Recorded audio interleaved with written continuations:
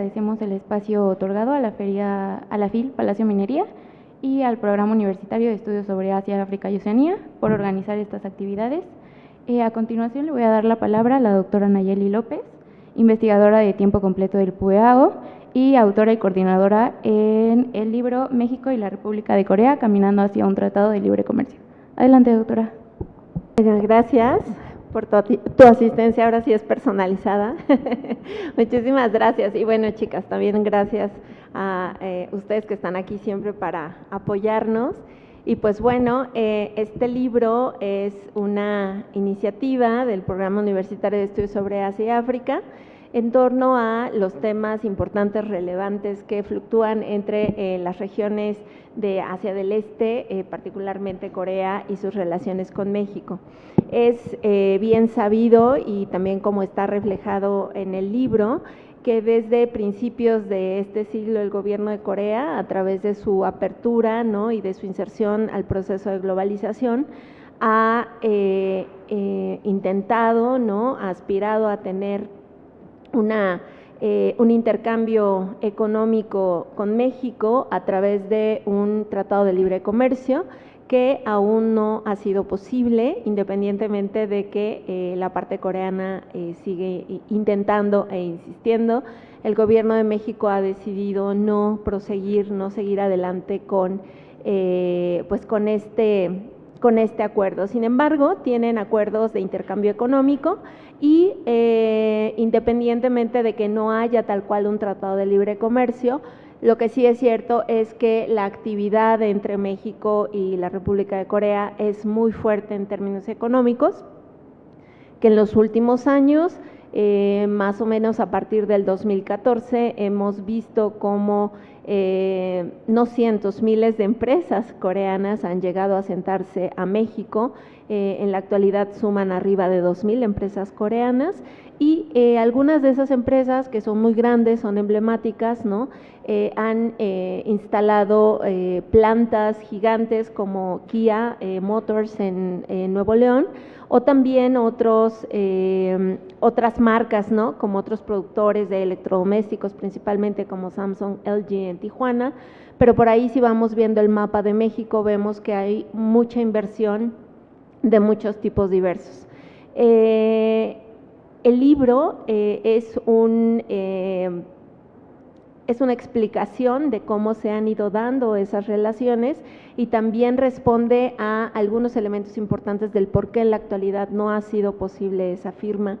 Reflexionamos con varios de los autores que forman parte del libro sobre temáticas importantes, algunos autores como el doctor Gerardo Traslocheros o el doctor Enrique Valencia, fueron investigadores especialistas que estuvieron en la mesa de negociación del tratado inicial y que vuelven a aportar en este libro su visión sobre cuáles son los elementos a favor y cuáles son los elementos en contra de este tratado. El libro tiene un aporte que pues desde mi perspectiva era muy importante reflexionar en él, y se divide en 4 partes, y en la última parte viene un tema enfocado a la pertinencia social de este tratado. Y lo que se busca en este apartado, que es pues innovador, ¿no?, que es uno de los grandes aportes del libro, es entender que un tratado o un acuerdo de este perfil o de este tamaño no solamente debe apelar a los intereses de las grandes empresas que van a estar involucradas o de los pequeños empresarios que estarán involucrados, de la mano de obra, de la producción, etcétera, sino que debe de visualizar el impacto social que va a tener en nuestro país, y si un acuerdo de este perfil tiene un impacto positivo o negativo a partir de las experiencias de intercambio económico que tenemos con la República de Corea. El libro, como les mencionaba antes, se divide en 4 partes y tenemos la primera parte, que es como la explicación de la pertinencia, por qué sería importante, y después va el libro desglosándose como cuáles serían las ventajas o cuáles serían las desventajas, y cierra en esta parte de la pertinencia social.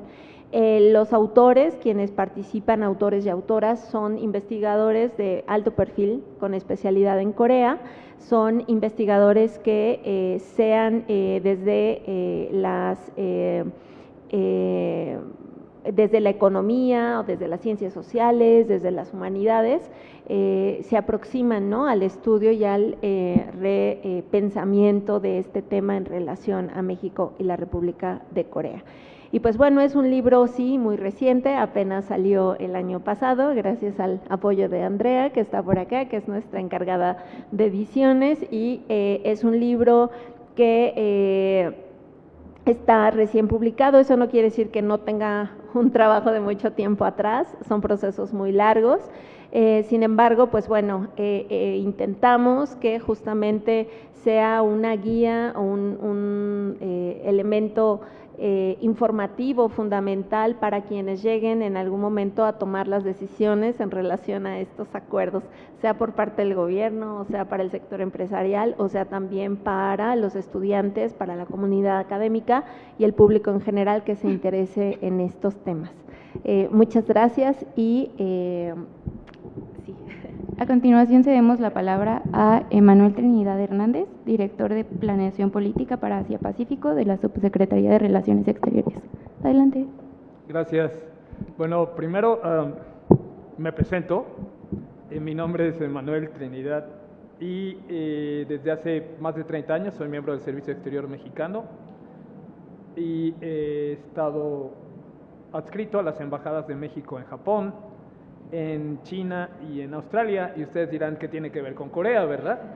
Sí, nunca he estado adscrito en la Embajada de México en Corea, pero 2 veces, de 2015 a 2017 y en 2024 a 25, he sido director para Corea en la Dirección General para Asia-Pacífico de la Secretaría de Relaciones Exteriores. Entonces, hay algo que sé de Corea, un poquito, no mucho, pero pues reflexionando sobre qué pudiera yo aportar a esta discusión, estando al lado y compartiendo la mesa con una experta conocedora en Corea, pensé que quizá mi contribución podría ser más dirigida a enmarcar el tema en el contexto más amplio de la región Asia-Pacífico y hablar un poquito de la relación de México con Asia-Pacífico en general, para después enfocarnos ya en lo que sería la relación con Corea. Y bueno, pues primero quiero agradecer a la doctora Nayeli López su invitación y para participar en este evento. Es para mí realmente un honor compartir la mesa con ella, comentar esta obra en la que participaron expertos en Asia-Pacífico y en Corea, a quienes respeto y admiro. Y también quiero agradecer y reconocer al Programa Universitario de Estudios de Asia, África y Oceanía de la UNAM, a su directora, la doctora Girón, que bueno, ya no está aquí con nosotros, pero estuvo aquí hace un momento. Y definitivamente destacar que, como le decía hace un rato a la doctora López, esta labor es indispensable. Es indispensable porque, como lo voy a mencionar en un ratito más, Asia-Pacífico es definitivamente, y no porque sea repetido todo el tiempo y se haya convertido incluso en un cliché, es menos cierto, es la región más dinámica del mundo. Actualmente el motor de la economía mundial está ahí. No es ningún secreto y bueno, es también necesario para nuestro país y lo ha sido desde hace mucho, y me da mucho gusto ver que cada vez caminamos y progresamos en ese sentido, crear cuadros que conozcan la región Asia-Pacífico, estudiar más, que los mexicanos conozcamos más esa región, porque había puesto aquí y se me ocurría iniciar con una reflexión, con una cita que un embajador de México muy involucrado en las relaciones de México con todo el Asia-Pacífico, el embajador Sergio Ley, siempre dice, y es que él menciona siempre esta frase de que en México estamos norteados y desorientados. ¿Y qué quiere decir con eso? Pues que estamos generalmente muy enfocados hacia el norte y muy poco hacia el oriente, aunque en general a mí No me gusta llamarle al Asia-Pacífico el Oriente porque es un término eurocentrista y en realidad no hace justicia a nuestra situación geográfica, porque para nosotros Asia-Pacífico está hacia el occidente, no hacia el oriente. Pero en la frase de que estamos norteados y desorientados refleja mucho lo que ha sido la concentración de los estudios y no solo de la política exterior, sino también de los estudios académicos de nuestra política exterior hasta ahora. Y bueno, realmente pues por eso me quería enfocar en decirles que Asia-Pacífico representa más del 50% de la población mundial actualmente, 1/3 del comercio mundial y más de 1/3 del PIB mundial, 35.4%. Las proyecciones son que para 2040 la región podría alcanzar el 50% del PIB mundial. Y por eso Asia-Pacífico se ha convertido en una región prioritaria para México por su dinamismo económico y su creciente peso geoestratégico en el escenario mundial, además de que compartimos posiciones comunes en importantes foros internacionales como la OMC, el G20, APEC, la ONU, el TIPAD, etc. México, como ustedes bien saben, es un país de pertenencias múltiples. Nos encontramos en literalmente la encrucijada del mundo, hacia el norte, hacia el sur, hacia el este y hacia el oeste. Estamos en medio de todo. Y en esas múltiples pertenencias a veces se nos olvida que somos parte de Asia-Pacífico, que el Pacífico es nuestra cuarta frontera, una inmensa frontera oceánica, pero a la cual se asoman una tercera parte de los estados de la República. 11 entidades federativas tienen costa hacia el Pacífico y eso debería ser suficiente para despertar nuestro interés. Pero nuestra relación con Asia-Pacífico no es solo geográfica, también es intensamente histórica y por ello económica y antropológica.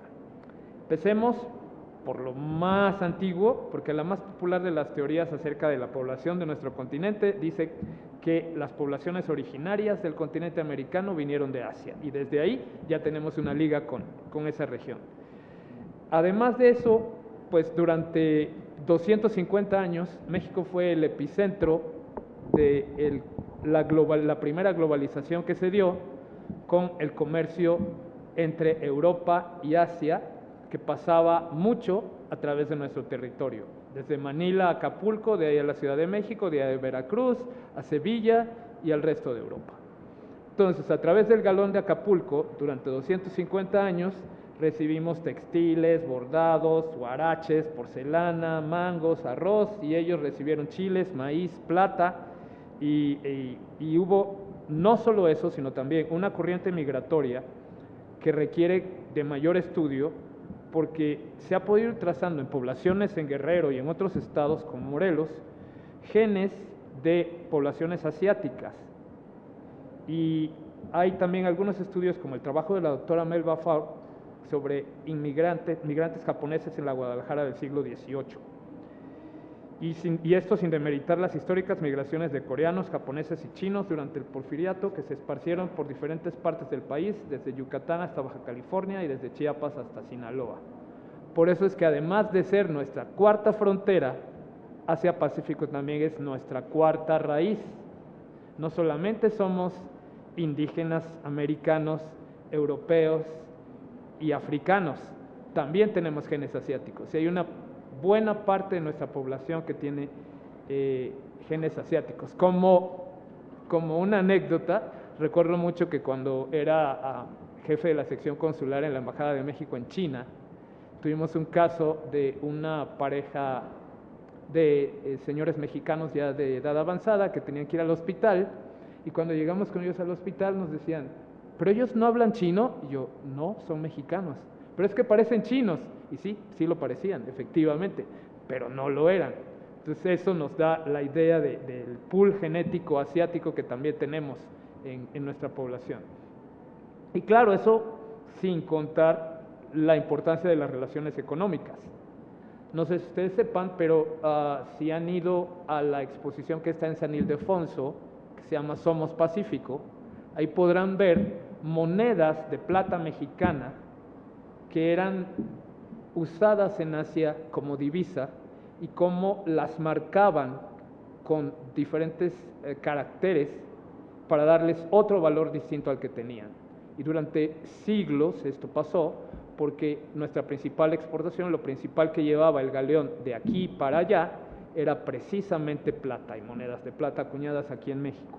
Entonces estas monedas y ese valor de la plata mexicana en Asia es lo que está detrás de las primeras relaciones diplomáticas que establecimos con Asia, porque en 1874 una misión de exploración astronómica mexicana llegó a Japón y se dio cuenta de que en Japón nos daban una moneda de oro por 4 monedas de plata mexicanas, en tanto que en Europa nos daban una moneda de oro por 5 monedas de plata mexicanas. O sea que la plata mexicana valía 20% más en Japón y en el resto de Asia que en Europa, y de ahí estos astrónomos, que también eran enviados del gobierno, regresaron diciendo: oigan, nos conviene establecer relaciones con Asia porque tenemos mejores relaciones de intercambio con ellos.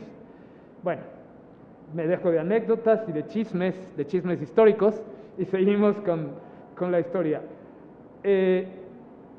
México, la importancia de las relaciones económicas con Asia es innegable. No sé si ustedes lo sepan, pero 6 de nuestros 10 principales socios comerciales están en Asia: China, Corea, Japón, Malasia, Vietnam y Taiwán. Creo que es en ese orden, o Malasia, Taiwán y Vietnam, algo así. Y también México es el primer socio comercial en América Latina para Japón, Corea, Malasia, Australia, Nueva Zelanda, y el segundo para China e India. Entre 2021 y 2022, el comercio bilateral con estos países aumentó casi un 18%. Y este dinamismo económico está impulsando la demanda en sectores como educación, salud, alimentos, agricultura, pesca, medicina, recursos naturales, minerales críticos, energía, servicios financieros, manufactura avanzada, infraestructura verde, entre otros. Y todos estos ámbitos representan oportunidades para fortalecer nuestra relación de intercambio económico y de cooperación con Asia. En materia comercial, tenemos un acuerdo de asociación económica con Japón, somos miembros del Tratado de Integración Progresista de Asociación Transpacífico y mantenemos acuerdos para la promoción y protección recíproca de las inversiones con China, Corea, Hong Kong y Singapur. Y bueno, no quiero seguir hablando de esto, pero es obvio que lo que pasa en el Pacífico, su desarrollo y oportunidades son también oportunidades y retos para México, que podemos colaborar con Asia Pacífico en fortalecer nuestro sistema de salud, en el combate al crimen organizado, en la gestión de flujos migratorios, en prevención y atención a desastres naturales, en la transición a una economía verde, en innovación, acceso a tecnologías de punta y competitividad. Y los países de Asia son vanguardia o tienen retos compartidos con nosotros y son cruciales para el futuro del planeta. En todo esto, y hablando de este contexto de Asia, quiero particularizar en la relación de México con la República de Corea, la cual representa un enorme activo no solo de manera bilateral, sino para todo nuestro relacionamiento con la región Asia-Pacífico. Gracias al impacto cultural coreano, cada vez más y más mexicanos se abren a conocer sobre Asia-Pacífico.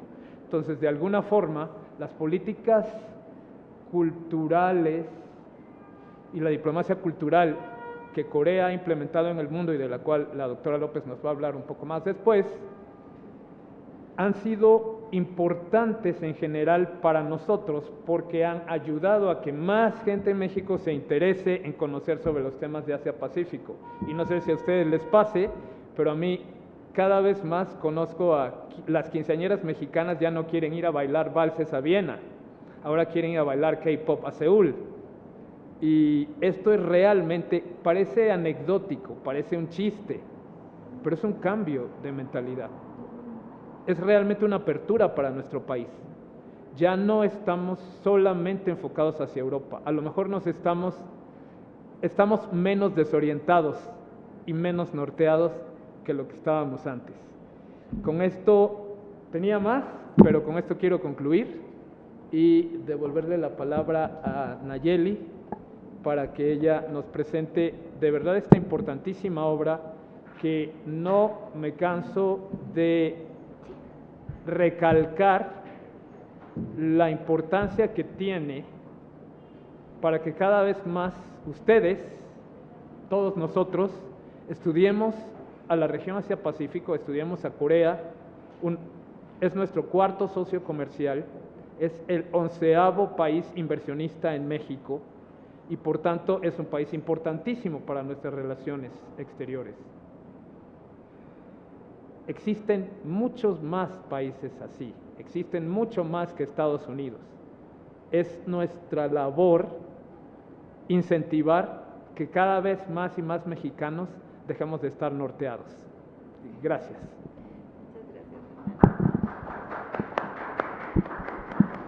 Bueno, pues muchas gracias a Emanuel Trinidad. La verdad también para mí es un honor que él haya aceptado venir hoy a esta presentación del libro y comentar desde la perspectiva de, pues justamente, ¿no?, de nuestras relaciones exteriores, qué importancia tienen este tipo de temas en la cotidianidad mexicana, pero también para el establecimiento de relaciones económicas, ¿no?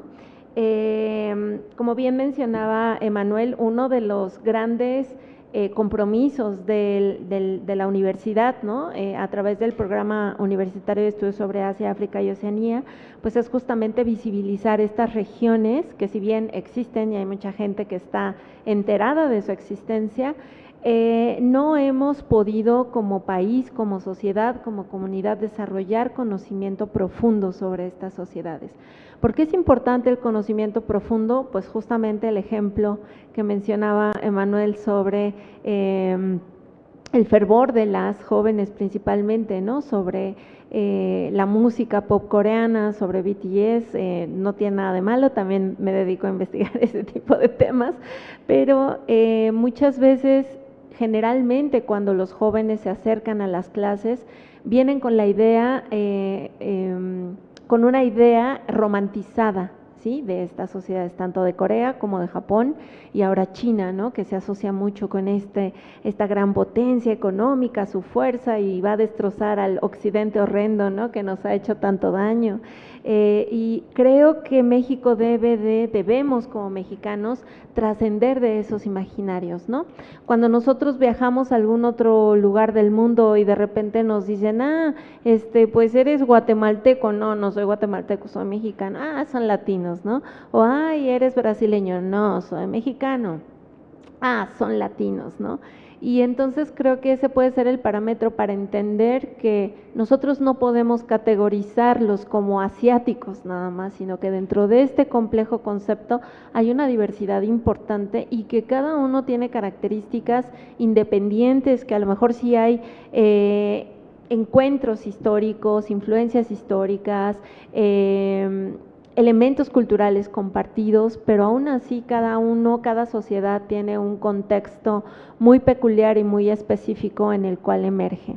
Corea es un país que se ha caracterizado principalmente por un rápido crecimiento económico, es uno de los 4 grandes o de los 4 tigres asiáticos, ¿no?, junto con Singapur, Taiwán, Hong Kong, que en la década de los 80, los 90 logran un desarrollo económico muy rápido, ¿no? Bueno, logran ya para ese periodo. Después de la Segunda Guerra Mundial, ellos emergen, ¿no?, muchos con la ayuda de Occidente, sobre todo de los Estados Unidos, con la inversión de capital, y nacen o renacen con un modelo económico de desarrollo capitalista. Esto lleva a que estos países, entonces nombrados tigres asiáticos, enfoquen su desarrollo en el tema económico. ¿Por qué menciono esto? Porque a veces cuando los vemos a partir de ese desarrollo económico, ¿sí? Cuando nosotros vemos a Japón, a China, a Corea y a estos otros países como Singapur, nosotros los vemos a través del logro económico, porque es Occidente el que nos ha implementado la idea de que quien logra el desarrollo económico es una sociedad de primer mundo, es una sociedad desarrollada. El parámetro para el desarrollo es el éxito económico al modelo occidental. Sin embargo, estos países, sobre todo me quiero enfocar en Corea, si bien tienen un desarrollo económico, no implica en automático que en términos sociales hayan logrado un proceso natural, un proceso endógeno donde puedan tener o representar una sociedad con equidad, una sociedad democrática, que es lo que anhelamos hoy. También son conceptos de Occidente, evidentemente, pero a lo que voy es que va más allá de lo económico, ¿no? Trasciende de eso. Y creo que la meta o el rigor con el que nosotros debemos de ver esos países justamente enclava en eso, en entender su sociedad, en entender sus procesos, entender sus necesidades, ¿no? Entender sus puntos fuertes y tratar de dialogar con ello. ¿Para qué? Pues para que nuestro país también se provea, ¿no?, de beneficios y también logre un desarrollo que le permita ese impulso, esa autodeterminación, esa capacidad de negociar en el exterior y no siempre pues nos vean, ¿no?, con algo de desdén, como si fuésemos una sociedad subdesarrollada, ¿no?, o con espacios donde se pueden desarrollar dinámicas, ¿no?, no totalmente legales, por ejemplo, no totalmente apegadas al marco legal que rige nuestro país. Entonces, creo que es un gran reto entenderlos y también decodificarlos. Y creo que lo más importante, como bien decía Manuel, es pues formar nuevas generaciones que tengan las capacidades para poderse sentar, ¿no?, en términos de igualdad, de equidad, a negociar este tipo de acuerdos, ¿no? Sabemos, y es del común, ¿no?, por los medios de comunicación, que en estos días, a partir de que Trump toma la presidencia, pues empieza a tambalear otra vez el espacio económico, ¿no?, los aranceles, los castigos hacia los países que no acepten sus políticas, y eso obviamente va a desestabilizar los procesos en los que nosotros podemos entablar relaciones comerciales con otros países. Sin embargo, en el caso particular de México y su relación con Corea, varios de los autores que participan en este libro señalan que no es necesario un acuerdo de libre comercio, ya que el intercambio económico que existe entre ambos países es muy grande, ¿no? Como bien mencionaba Emanuel, ahora Corea es el cuarto socio comercial de la región, incluso más que Japón con México, y con Japón, pues México sí tiene un tratado de libre comercio, ¿no? Entonces, esto nos habla o nos replantea que a lo mejor hace 20 años una relación de comercio bilateral al nivel de un tratado quizá era necesaria, pero con los cambios que existen hoy, con la dinámica global, con la apertura económica, pues que también sabemos es identificada como neoliberalismo, probablemente tampoco sea necesario un tratado, ¿no?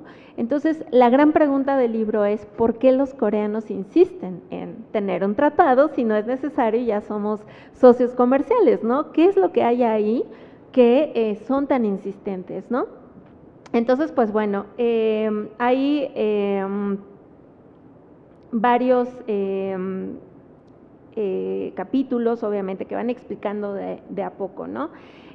Por ejemplo, el doctor José Luis León nos habla de que con y sin tratado, justamente lo que les acabo de mencionar, nos habla de las paradojas y el futuro de las relaciones económicas que puede tener Corea del Sur y México. El doctor Gerardo Traslocheros, que también está en la primera parte de este libro, nos habla sobre la teoría y la práctica de un posible acuerdo comercial entre México y Corea del Sur. En la segunda parte tenemos la encrucijada global, reconfiguración del comercio bilateral, donde la doctora Genevieve Marchini de la Universidad de Guadalajara, una economista muy reconocida, habla de la potencialidad del comercio bilateral, la integración productiva y el encadenamiento regional. Y es a partir de este capítulo donde empezamos a ver cómo se podrían dar estas relaciones comerciales, es decir, México tiene que ver qué es lo que realmente necesita o qué es lo que realmente podría obtener de un acuerdo con Corea, y en caso de que no existiese un beneficio directo, probablemente no sería pertinente el acuerdo comercial, ¿no? Jason Martínez también nos habla de las alternativas ante la reconfiguración de las cadenas de suministro, que también esto es muy interesante y es algo que va a estar determinando las dinámicas comerciales actuales, sobre todo después del periodo de la pandemia, ¿no? Donde pues hubo una desestabilización de la economía mundial y sobre todo de estas cadenas de suministro. Carla Padilla, también de la UDG, nos habla de los aportes desde el sector privado y la paradiplomacia hacia el Tratado de Libre Comercio. La paradiplomacia en el caso coreano es muy interesante. Cuando a mí me preguntan, ¿cómo definirías a los coreanos? Yo les digo, son intensos, ¿no? Intenso desde el punto de vista de que no ceden. Los coreanos, cuando me dicen, ¿y cómo los categorizas en términos comerciales? Abrasivos. Esto no quiere decir, y no apelo a que sea un diagnóstico malo en relación a ellos, sino que refleja mucho su carácter. Es decir, si ellos se proponen algo, intentan obtenerlo a través de todos los medios, ¿no? Independientemente de lo que cueste.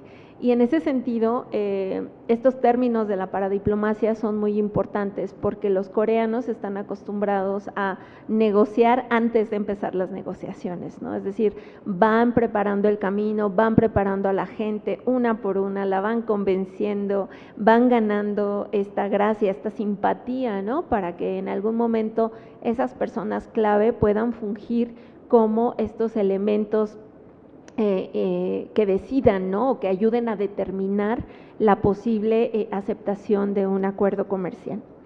En la tercera parte, pues hablamos ya de las ventajas y desventajas que hay entre el comercio de México en el ya existente y a partir de eso, ¿qué tanto, ¿no? beneficiaría seguir con un acuerdo comercial? Julen Berasaluce, que también es un economista muy reconocido del Colegio de México, habla sobre la inversión bilateral y la complementariedad de las exportaciones entre México y Corea, que existe, sí son economías complementarias. Ahorita vamos a hablar un poquito más de eso. Y también el doctor Ángel Icona, de la Universidad de Colima, habla del tratado en el contexto del Pacífico, justamente como nos mencionaba Emanuel, dentro de esta región, que es la región económicamente más dinámica del planeta, ¿no? Pues bueno, Juan José Ramírez Bonilla también reflexiona sobre las ventajas de este acuerdo comercial. La cuarta parte está el doctor Enrique Valencia de la UDG, quien mencionaba también había estado en la primera mesa de negociaciones. Él habla sobre las transformaciones históricas de las políticas sociales de Corea del Sur y sus límites, y es como el principio, ¿no? para el tema que va a cerrar el libro, porque él habla de cómo Corea, independientemente de estos avances económicos, tiene todavía muchos elementos no desarrollados ni adaptados de manera adecuada a las políticas sociales. Es decir, no todo el éxito económico se refleja de manera igualitaria en términos de beneficios sociales, ¿no? Y esto es muy importante porque en algún momento, cuando Corea logra ese gran desarrollo económico, a principios de este siglo hablábamos de una economía que había logrado el desarrollo, pero a la par había logrado erradicar la pobreza. Es algo que no cualquier país puede decir en 30 años, ¿no? Corea logró erradicar la pobreza, pero también logró erradicar el analfabetismo, y la clase media de Corea era el 80% de su población. Es decir, la gente con menos ingresos era mínima comparada con la clase media, que tenía la posibilidad de adquirir una casa, de adquirir un auto, de poder enviar a sus hijos a la escuela, etcétera, ¿no? Y la clase alta, considerada alta, era chica en comparación con la clase media, y eran estas personas que fueron, a través del desarrollo histórico de Corea, quienes propulsaron a través de los chaebols o estas empresas coreanas familiares, quienes propulsaron el desarrollo económico del país. Sin embargo, hoy eso ha cambiado. Corea empieza a tener otra vez pobreza, y es una pobreza muy diferente a la pobreza que nosotros conocemos, a la pobreza que nosotros podemos ver en nuestro país. ¿Cómo es esa pobreza? falta de acceso a alimentos, por ejemplo. Entonces, es muy extraño que tú ves a un niñito, ¿no? Que de primaria, y tú lo ves pues bien vestido, ¿no? Desde nuestra perspectiva, pues ropa que no está vieja, zapatos que no están viejos, bañado, etcétera, pero tiene que aspirar a vales alimentarios para poderse alimentar. ¿De qué nos habla esto? De que una sociedad de este perfil haya regresado a esto, a incrementar sus números de pobreza, pues que la distribución de la riqueza no es equitativa, ¿verdad? ¿Y de qué nos habla una distribución de la riqueza no equitativa? De que hacen falta políticas públicas y sociales para poder bajar todo ese éxito económico que Corea tiene en el mundo, ¿no?, a la realidad de la sociedad. Entonces, eso es lo que debe de buscar un acuerdo comercial, no solamente asegurarle a los eternamente ricos que sigan haciéndose ricos, sino que esos ricos entiendan que gracias a el trabajo de la población es que ellos pueden generar, duplicar, triplicar o cuadruplicar la riqueza que tienen, y que hay una obligación social de regresar a esas comunidades o a esas personas el ingreso de manera proporcional, ¿no? Y pues bueno, al final del libro está un capítulo que yo escribo sobre los retos para el bienestar social en México, aspectos socioculturales para un TLC México-Corea. Y este capítulo aspira justamente a que podamos entender, a revelar y podamos entender cómo los coreanos fuera de su país tienen dinámicas económicas abrasivas, es decir, sí generan empleos, sí, pero ¿qué tipo de empleos? Cuando los coreanos están en foros y han llegado, yo he escuchado que dicen, ay, miren, cuántas fans de BTS, el gobierno debe de firmar el Tratado de Libre Comercio porque nos quieren. Y yo pienso, pues sí quieren a los BTS o a los otros Super Juniors o quienes sean, pero realmente estas personas estarán conscientes de lo que implica firmar un tratado de libre comercio con Corea.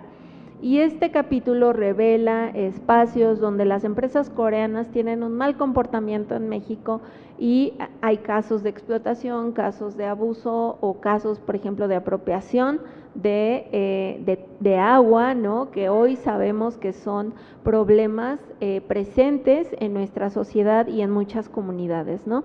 Entonces, lo que plantea el libro, y ya para cerrar, es justamente, ok, pensémoslo, pero pensémoslo en relación al beneficio que el tratado tendría con México.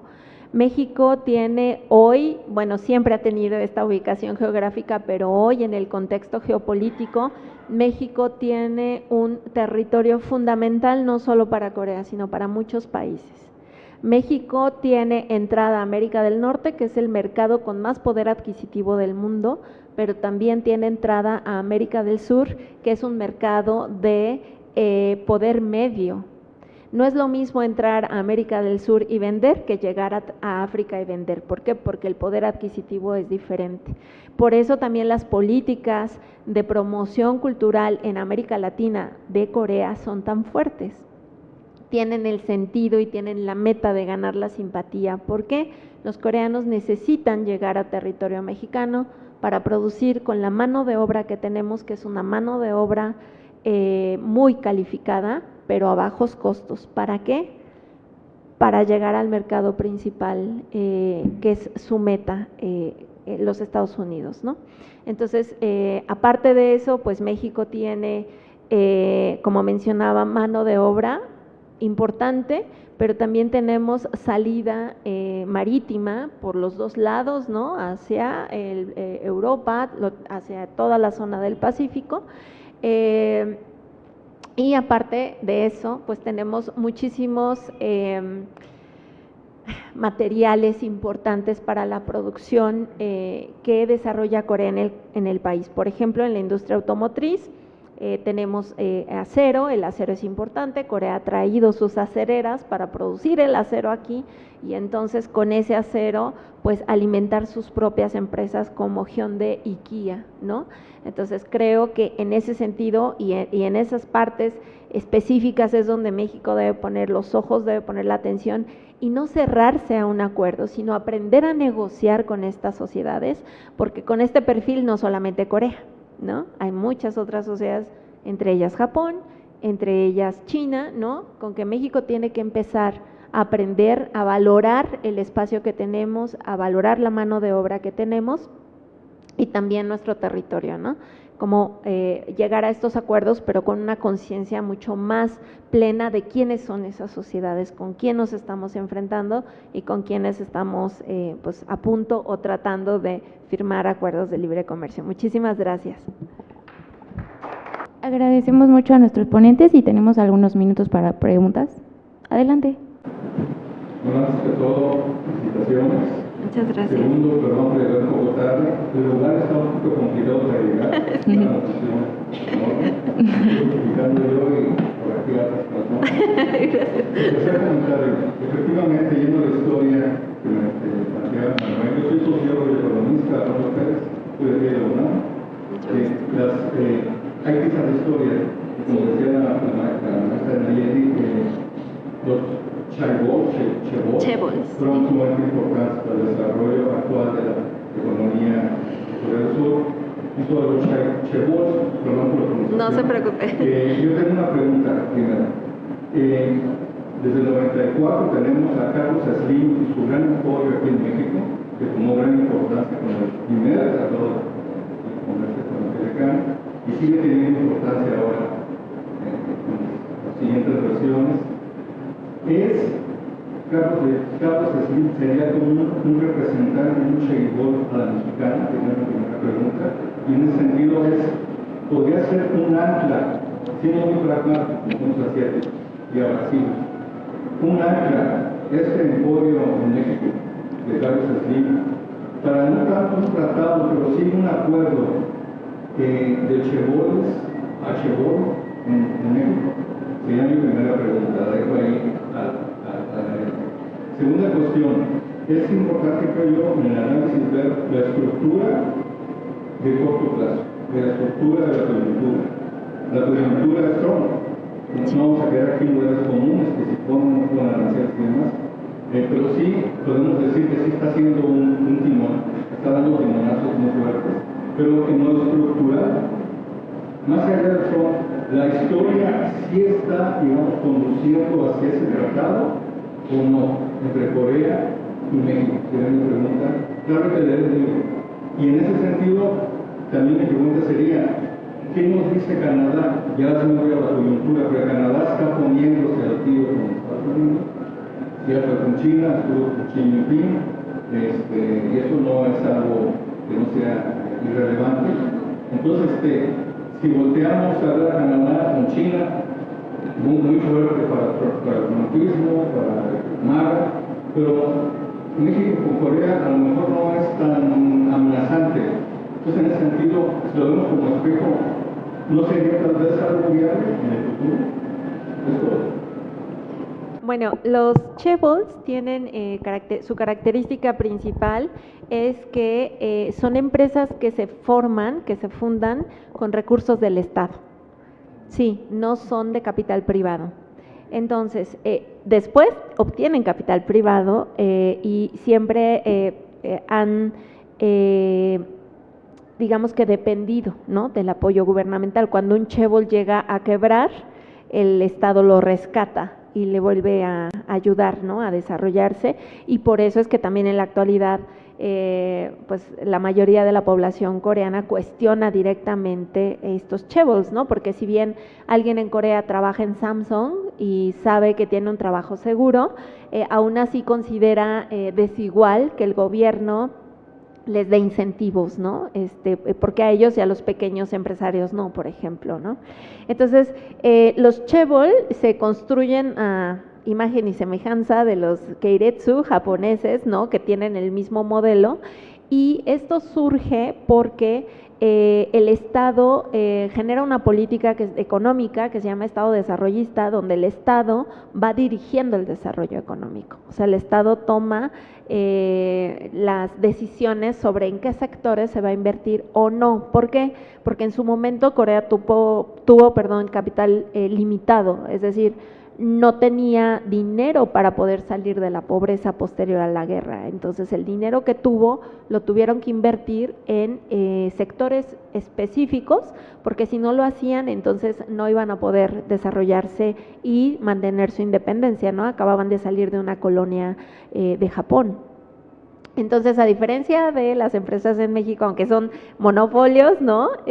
Porque no es solamente, no sé, Telmex o así, ¿no? Sabemos que están tejidas muchas otras empresas y son también con este perfil familiar, pero no tienen este subsidio estatal. Entonces, ¿qué es lo que sucede? Que pues pueden tomar sus propias decisiones, ¿no? En base a lo que les convenga.